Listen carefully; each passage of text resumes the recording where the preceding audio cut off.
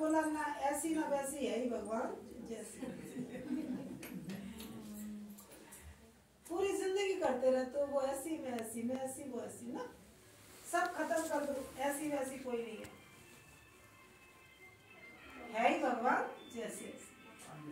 सबको भगवान का तत्व मानते जाओ, सबको छोड़ देते जाओ। अगर कोई धन देता है तो धन का थोड़ा त्याग कर दो। मानो आपके पास 20 लाख रुपए है और कोई किसी को 1 लाख, आपके पास 20,000 है, 1 रुपया दे, 1,000 दे दो। मैं ये नहीं कह रही 20 का 20 दे दो उनको, लेकिन कोई लड़ता है तो उसे कुछ दे के तुम निपटा दो, कुछ दे के निपटा दो। मैं ये नहीं कह रही अपने भविष्य को अंधकार में कर लो, नहीं ऐसे नहीं कह रही। जब तक जीवन है तब तक अपनी व्यवस्था बनाना तुम्हारा कर्तव्य है। लेकिन कोई जैसे बच्चा कभी कहता है ना, नहीं मम्मा मुझे पूरा कटोरा दे दो, पूरा कटोरा दे दो। अब पूरा कटोरा वो खा नहीं पाएगा, फिर भी चाहिए उसे। तो गुरु क्या कहता है, समझदार माँ क्या कहती है, कटोरा ही तो चाहिए तुझे। न बहला के रसोई में जाती है, दूसरा छोटे कटोरे में ले आती है, कटोरा ले ले, बड़ा रखे आई छोटे में ले आई। तो जीवन क्या है, एक युक्ति का नाम है। युक्ति छूटे संसार, जोर ना छूटे संसार। ये संसार से तुम कैसे छूट पाओगे, युक्तियों से छूट पाओगे। उस माँ ने क्या किया, उसने पूरा कटोरा चाहिए माँ, तो उसको थोड़ा बहला दिया, बोले पूरा कटोरा बड़ा वाला रखे छोटे में, बच्चा मान गया। ये मन ऐसा ही तो जिद्दी होता है। बस गुरु क्या करता है, तुम्हारा यही काम कर देता है। गुरु तुम्हारी बड़ी दुनिया ले लेता है और ज्ञान की दुनिया में तुम्हें रंग देता है। बोले दुनिया के तुम 50 विचार लाते हो और गुरु एक विचार में पूरी दुनिया खत्म कर देता है। एक गुरु के पास शिष्य आया, बोले गुरु जी ये कमी, ये कमी, ये कमी, ये बुरा, ये बुरा है। गुरु जी सुनते रहे, और बोल और बोल और बोल। जब बोल के थक गया, बोला कि अरे मैं पागल हूँ, जवाब तो कुछ दे नहीं रहे, बोल बोल बोल बोल कर रहे। बोले एक ही बात बोली, ये भी गुजर जाएगा। 100 बात की एक बात बोल दी गुरु जी ने, ये भी गुजर जाएगा। बोले जो समय तुझे दिख रहा है वो कहने वाला नहीं है। जो बुरा व्यक्ति तुझे दिख रहा है ये भी सदा बुरा रहने वाला नहीं है। जो आज तुझे दुख दिख रहे हैं ये दुख भी सदा रहने वाले नहीं है, ये सब गुजर जाएंगे। तू परेशान मत हो, तू अपना चित्त अपना मन गुरु के ज्ञान में लगा। तू ज्ञान में लगा, तेरा काम अपने आप निपट जाएगा। तो इस मन को आप सही दिशा देते जाओ और इसको फायदा बताओ। आप मार्केट से कोई क्रीम लेके आते हो, फायदा पूछते हो, इससे क्या फायदे भाई साहब, क्या इससे हम गोरे हो जाएंगे? नहीं बहन जी, गोरे तो नहीं होगे लेकिन सुंदर दिखने लगोगे। तो आप कोई भी चीज लेते हो तो फायदा जरूर पूछते हो, है ना। मेडिसिन लेते हो फायदा पूछते हो, इसका फायदा क्या है। तो सत्संग में आके आपको फायदा पता चल जाए। गुरु का वचन लगाने से फायदे कौन कौन से होंगे, क्योंकि मनुष्य को फायदा ज्यादा चाहिए। फायदा मिलता है तो ही कार्य करता है, तो ही बात मानता है। आज आप सत्संग में क्यों आए, कहीं ना कहीं थोड़ा बहुत तो फायदा हुआ होगा आपको, नहीं हुआ? बहुत फायदा हुआ है और हो रहा है, तभी तो आए हो भाग भाग के। अभी हमने कहा, कोई कह रहा था कि नहीं अभी नहीं जाओगी, अभी ऐसे नहीं करोगे, अभी और रहो और रहो, तो कहीं ना कहीं मन अच्छी चीज को छोड़ना नहीं चाहता। बोले जिससे हमारे जीवन में बदलाहट आती है, जिससे हमारा जीवन महकने लगता है, वो चीज हम छोड़ना नहीं चाहते। और गुरु एक ऐसा गुलाब का फूल है, ऐसा है, वो जहाँ चला जाए वहीं सबको महकना सिखा देता है, वहीं सबको उसको देना सिखा देता है। तुम्हारे लिए मोहल्ला खराब होते हैं, व्यक्ति खराब होते हैं, हम तो जिस मोहल्ले से गुजर जाए, ठीक है भैया, तुम्हारी बुराई तुम्हारे लिए, हम तो प्यार देने आए, प्यार देते जाए। तुम भी संसार में बस प्यार देते जाओ। किसी से ये मत कहो कि फलानी मेरे बच्चों के लिए ऐसे बोलती है, मेरे लिए ऐसे बोलती है। बोलती है, बोलने दो। बोलने से किसी का बुरा होने वाला नहीं है, लेकिन सावधानी इतनी रखो, किसी के लिए इस मुख से गंदा क्यों बोलते हो। इस मुख में कहते हैं ना कि भगवान ने 32 दांत दिए हैं, और इस 32 दांतों में एक रानी को कितना खतरनाक, रानी कितनी कोमल और पहरेदार कितने कठोर, 32। इस 32 पहरेदारों में कोमल सी जीभ हंसी फंसी रहती है 24 घंटे, और जो जरा सी फिसल जाए तो 32 पहरेदारों को बाहर निकलवा सकती है। कौन है 32 पहरेदार? दांत। एक जीव 32 इतने कठोर चीज को करवा सकती है। तो इस जिह्वा से किसी को गलत नहीं बोलो। किसी की शक्ल नहीं अच्छी लगती है तो दरवाजा बंद करके रखो अपने। किसी के वाणी समझ में नहीं आती तो रुई डाल लो। लेकिन मैं ये कहती हूँ, किसी को शब्द सवारे बोलिए, सत्य के हाथ ना पाओ। एक शब्द औषध करे और एक शब्द करे घाव। एक शब्द ही तो होते हैं जो इंसान को राहत देते हैं, एक शब्द होते हैं जो इंसान को दुखी कर देते हैं। आज मैं शब्द बोल रही हूँ तो क्या मिल रहा है? ठंडक मिल रही है, सुकून शांति आ रही है। और यही कोई तवाड़ तड़ तड़ा तड़ तड़ तड़ रोज से गालियां दे तो मन लगेगा अरे कैसे व्यक्ति से पाला पड़ गया।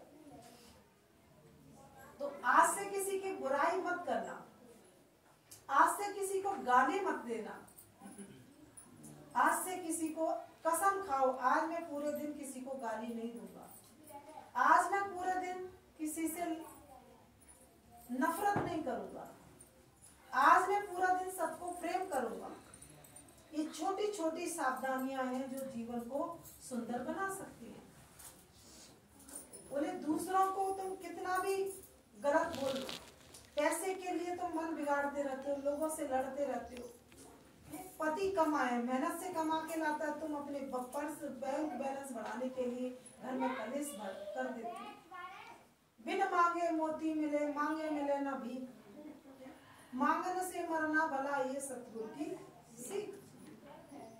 आप मांग मांग के अपनी जिंदगी में कितने भी बैंक बैलेंस भर लेना, लेकिन उसका सुख नहीं ले पाओगे। ध्यान रखना। अरे जीवन ऐसा बनाओ जो बिन मांगे तुम्हें मोती मिले। आपके पास जो भी कुछ है भगवान के भरोसे चलो ना। बिन मांगे जो मिल जाए उसे अपना समझो, और जो मांग के लेता है वो खून बराबर है। और कोई एक बार कहने से दे दे, 2 बार कहने से दे दे तो बढ़िया, नहीं दे तो उससे बिल्कुल मांगना खत्म कर दो।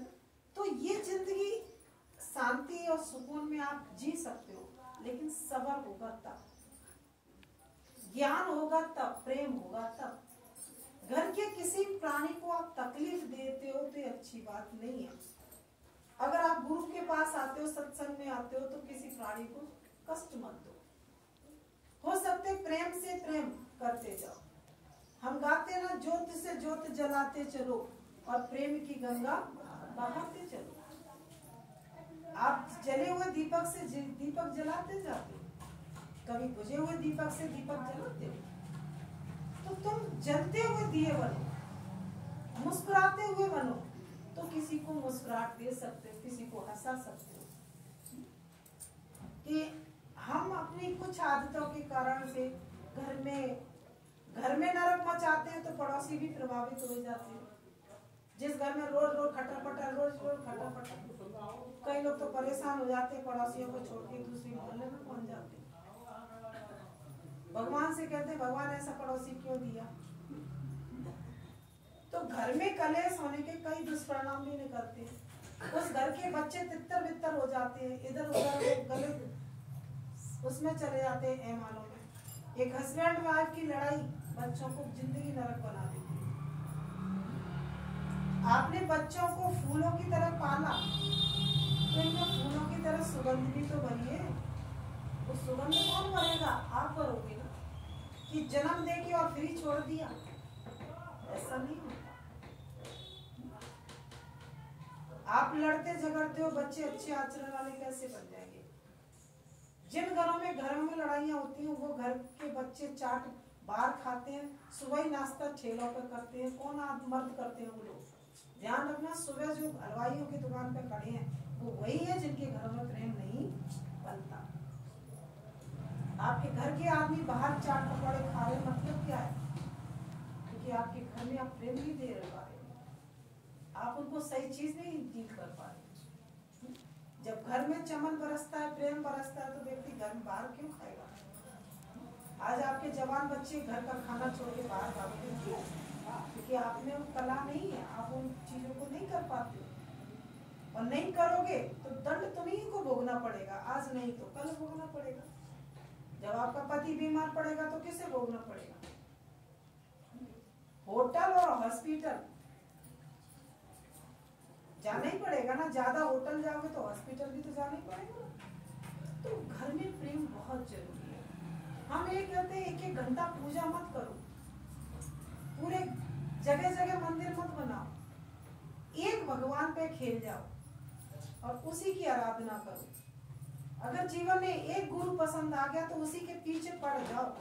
जगह जगह गड्ढे मत खोदते थे कि जो आया उसी के पीछे लग लिया, जो आया उसी के पीछे लग लिया। आपका बच्चा आए, आपका बच्चा घर में कोई रिश्तेदार आए और वो क्या बेटा चल रहा टॉफी दिलवाए, और वो उनके पीछे लग ले, कि दूसरा उनके पीछे लग ले, उनके पीछे लग ले, तो वो बच्चा कभी कैसा माना जाएगा? अच्छा लगेगा एक माँ को कि जो हर एक के पीछे लग लेता है? तुम्हारे घर में कोई संत आ गया, कोई भागवत वाला गुरु आ गया, कोई कथा भागवत आ गई, कोई ऋषि, कोई कहीं आ गए, कोई सबके द्वारे पर भटकते रहोगे, भटकते रहोगे, भटकते रहोगे। सबके चक्कर में तुम्हें कुछ भी पकड़ में नहीं आता, सब छूट जाता है। तुम सबके चक्कर में पकड़ के एक मंजिल के दीवाने बनो, एक राह के राही बनो। चाहे वो दूर हो, चाहे वो पास हो, चाहे वो तुम्हें पकड़ में आ रहा है नहीं पकड़। भक्ति ऐसी करो कि वो द्वारे तुम्हारे भागता भागता है। आप भक्ति में शक्ति जगाओ ना, वो तुम्हारा दरवाजे में खुद आके खड़ा हो जाए कि तुम खोजते फिरो। ये गुरु पसंद नहीं आया, आप दूसरा कर लिया, दूसरा नहीं आया, तीसरा कर लिया। कब तक ये खेल चलता रहेगा तुम्हारा? एक पति अच्छा नहीं लगता, दूसरे पति से शादी कर लेती है लड़कियां आजकल। दूसरा नहीं समझ में, आप तीसरे से कर लिया। तो कब तक पतियों को चेंज करते रहोगे? निभाना है तो एक से ही निभा डालो ना जिंदगी में। 10-10 दरवाजे भटकते रहोगे, 10-10 बार ठोकर खाते रहोगे, और एक दिन कबाड़े में फेंक दिए जाओगे। ऐसे लोग कैसे होते? कबाड़े में फेंकने वाले। आप 10 गुरुओं के चक्कर में पड़ोगे, 10 भक्ति की 10 प्रकार की भक्ति करोगे, तो क्या हाथ में आएगा? कुछ नहीं आएगा। आज दिन तक भी आप, पहले भी हम वही थे, आज भी हम वही है। रास्ते हमारे और आगे बढ़ गए, पर हमने अपना रास्ता एक चुना, एक ही को बढ़ते जा रहे। आज कारवा अलग हो गया हमारा, लेकिन आज भी हम 10 गुरुओं के क्या, हमारे पास भी लोग बहुत भटकाने वाले आते हैं। वो कहते हैं अरे दीदी उनके पास चलो, वो बहुत पहुंचे। मेरे क्या पहुंचे हुए? किसे पहुंचा हुआ बोलते हो? पहले तो हमें ये बताओ। मेरे को भीड़ से पहुंचा हुआ संत माना जाता? नहीं। धन से पहुंचा हुआ संत माना जाता? बोले नहीं, हमारी नजर में वो पहुंचे हुए संत नहीं है। पहुंचे हुए संत वो हैं जो राम की तरह अपने भक्तों के पास जाए। राम की तरह कौन गुरु अपने भक्तों के पास पहुंचते हैं? सबरी की तरह कौन राम अपने भक्तों के पास पहुंचते हैं? मेरा ठेला में आप चले गए, उनसे दूर से हेलो हाय करे, उनसे जीवन बदलने वाला नहीं है। वो गुरु जो तुम्हें सबरी के द्वारे पर गए, किसी से कल हम गए, बोले कुछ खिला दो, क्या खिलाओगे? कुछ नहीं खाना। बोले खाने पीने के लिए तो ये जिंदगी है ही नहीं है। भाव का भूखा हूं मैं, भावी एक सारे, भाव से मुझको बजे भव से लड़ा। तो पहुंचा हुआ कोई नहीं होता, वो पहुंचा हुआ संत है। तुम पहुंच पाए संत की तरह ऊंचे? तुम तो वहीं की वहीं गंदे गटर में बैठे हो। वो संत है जो तुम्हें भी ऊंचाई पे ले जाए अपनी तरीके से, तुम्हें भी ऊंचा उठा दे दलदल से। तो ऐसे कौन उठाने आया तुम्हें? क्यों अपना टाइम बर्बाद करते हो? नहीं दीदी आप आगरा पहुंची, मैंने आगरा में अगर हॉस्पिटल होता है तो नहीं जाते हो क्या? आगरा में शादी होती है तो क्या नहीं जाते हो? तो आगरा में सत्संग होता है तो क्यों नहीं जा सकते हो आप? बताइए मुझे, कहाँ दूर है? कोई पास नहीं है। एक ऑटो करो, एक गाड़ी करो, आजकल तो इतने व्हीकल हो गए हैं, 10 लोग मिलके 8 लोग मिलके एक गाड़ी कर लो, हफ्ते में महीने भर में जाके सुबह जल्दी निकलो, पूरे दिन एंजॉय करके लौट आओ, कहीं तुम्हें भटकने की जरूरत नहीं पड़ेगी। एक से प्रीत, एक से भक्ति, एक ही से लेन देन करो तो जीवन चमक जाएगा, नहीं तो ये अंधकार में पड़ा रहेगा और अंधकार में ही चला जाएगा। सबके चक्कर में तुम भूखे पड़ जाते हो। एक पिता थे, अच्छा लग रहा है नहीं?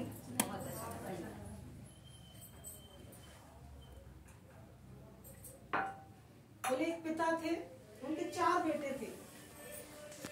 अब चारों बेटों में पैसा बहुत था। बोले पिताजी बंटवारा करो। पिताजी ने कहा कि बेटा बंटवारा कर दूं? बोले हाँ पिताजी।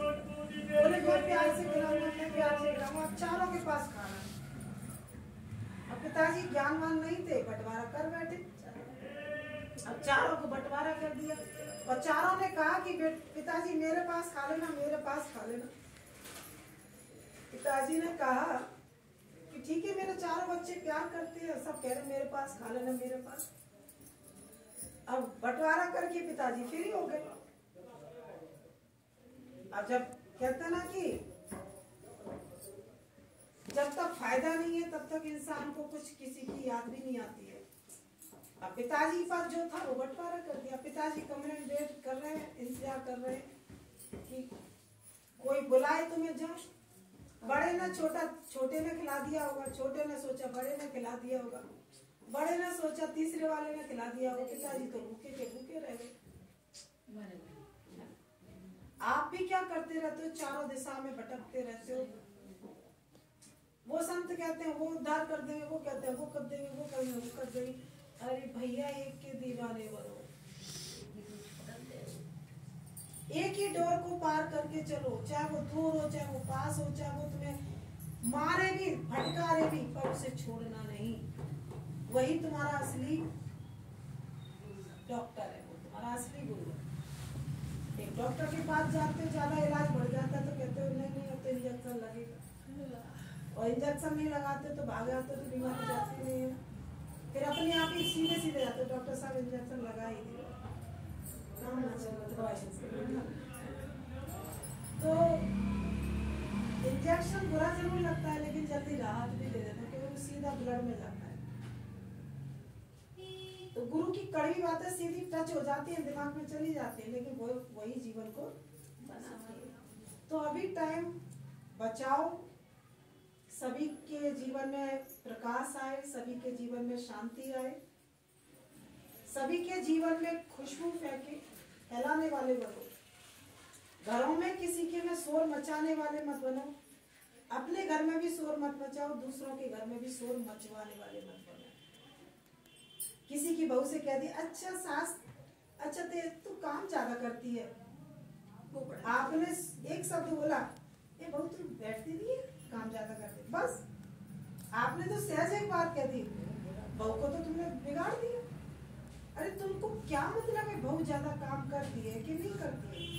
तुम्हें उसके घर की कोई लीला पता है क्या? उसका दिमाग तो तुमने हिला दिया ना, यानी तेरी सास नहीं करती, तू ज्यादा काम करती।